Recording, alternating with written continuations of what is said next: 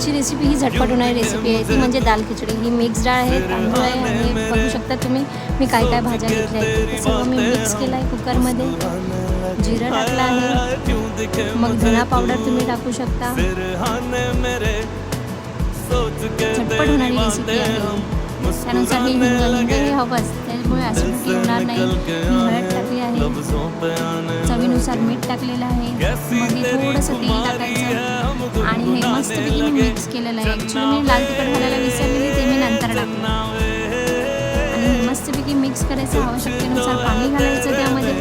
आणि ह्या कुकरच्या ह्याच्या मी 5-6 शिट्या केल्या आणि त्याच्यानंतर ही माझी दाल खिचडी रेडी झाली. पाहू शकता तुम्ही. आणि त्यासोबत लोणचं आणि पापड. आहा हा अप्रतिम. तुम्ही ही रेसिपी ट्राय करा, नक्की ट्राय करा. झटपट होणारी रेसिपी आहे. नेक्स्ट व्लॉगमध्ये. बाय.